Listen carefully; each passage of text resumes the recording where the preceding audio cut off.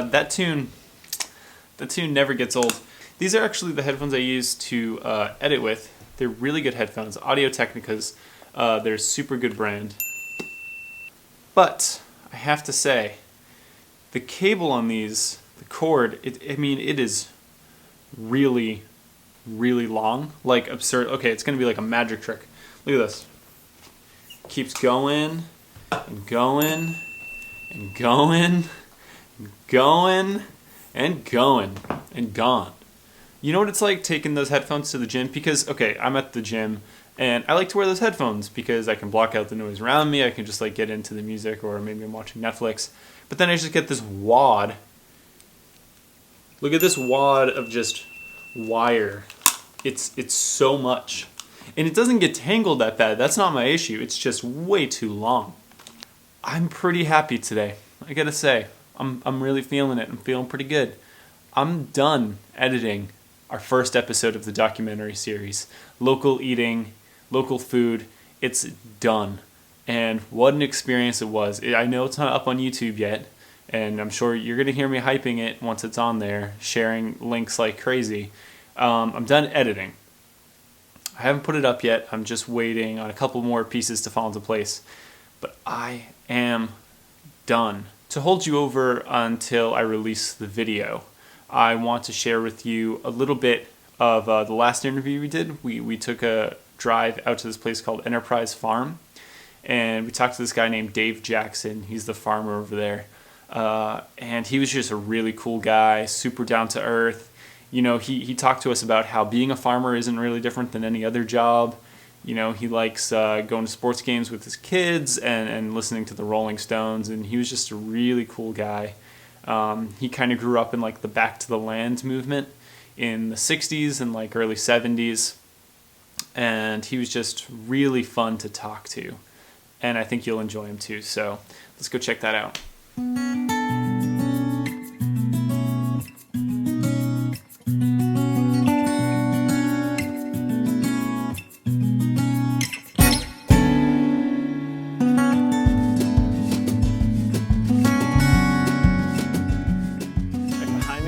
Connecticut River. This is called the Connecticut River Valley. We're here because this is a really important place in Massachusetts. Very historical farmland here. I guess a lot of this farmland was once used for tobacco, specifically like the papers that they would roll cigars in. And now a lot of that's pretty much gone. There's still a few, but they've kind of been left behind by the local food movement. But now we have a lot of really important small farmers, and they're doing a lot of CSA work, or even sometimes distributing to places like Whole Foods. But this is a big site for the local food movement in New England. I mean, really outside of a place like Vermont, this is kind of an epicenter. So we're gonna go check in on a farm called Enterprise Farm, and we're gonna see what they have to say about local agriculture.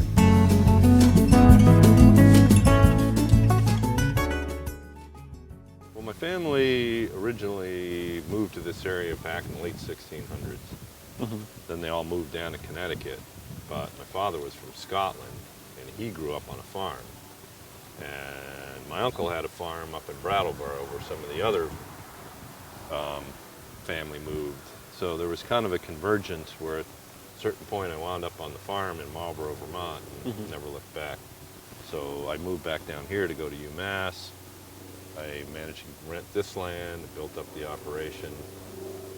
You know, when I was 10, would somebody have been able to ask me, do you want to grow up to be a farmer? I would have said no. But, you know, there were just a lot of things going on at the time I got into it that really inspired me. I like to be able to work outdoors as a business. The whole local food movement was pretty fascinating to me. I grew up right in the shadows of the whole counterculture and the Back to the Land movement. But, you know, being a farmer, I mean, we listen to the Rolling Stones, I have kids, we go to sports practice. We're not like rock stars. People are always like, oh, you guys live this life. I feel like the beauty of being a farmer is it's challenging work, but, you know, most farmers I know are pretty much ordinary people who have this talent, but at the end of the day, want to hang out with their kids and their family and all that.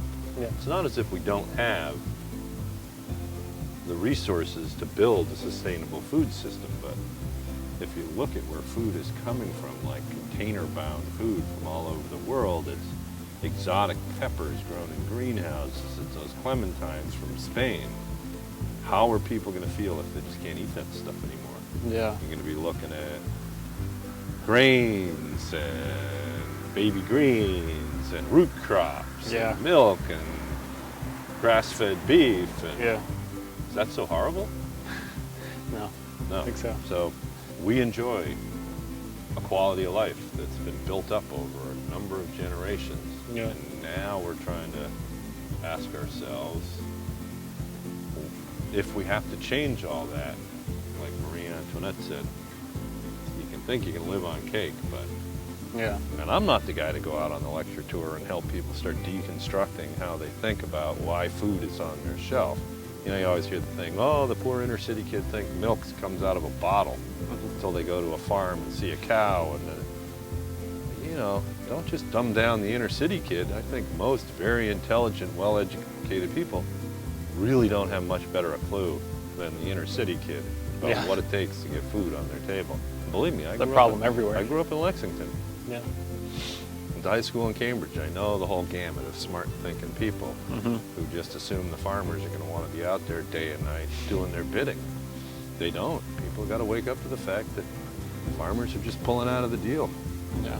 You know, if you want to put money into agriculture, it should be because you care about whether your kids are going to have food or your grandkids.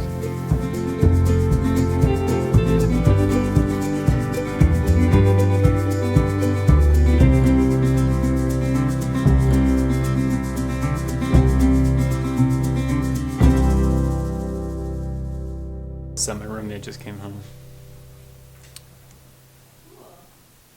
Want to embarrass her a little bit. Put her on the video. Are you No. filming right now? No, I'm not filming at all. Are you sure? I'm certain. I was just reading my book. Is it okay if I continue talking to my sister on the phone in my Oh room? yeah, you Should I do what move you have to elsewhere? do. No, you do what you have to do. I'm just hanging out. My roommate's filming up a lot. He's lying about it. Alright, so the second half of this vlog, I just want to go over two things that I have gripes with. A, this book. Why is it 900 pages long? I mean, thanks for writing a really great fantasy epic, George R. R. Martin, but couldn't you have done it in like 400 less pages? I'm almost 300 pages in, and I'm only a third done. You shouldn't be a third done when you've read the length of a normal size book. This is absolutely absurd. Other thing, just applied for my passport today, put in the application for that. $136 for that passport. I plan on using it enough, so I better get my money's worth. But I mean, it was $136. So now I'm $136 in the hole. So probably just spend my time making these vlogs, because I do not have money to go spend elsewhere. Thank you guys so much for staying updated on the vlog. Again, I'm going to be dropping that first video for the documentary series really soon. You're going to be seeing me posting it everywhere and just sharing it and doing lots of social media coverage on it. So please check it out. I'm really happy with how it turned out, and I'm just excited to share it with all of you. Be sure to stay updated with all of our social media accounts by clicking any one of the 3 links below. And with that, music up.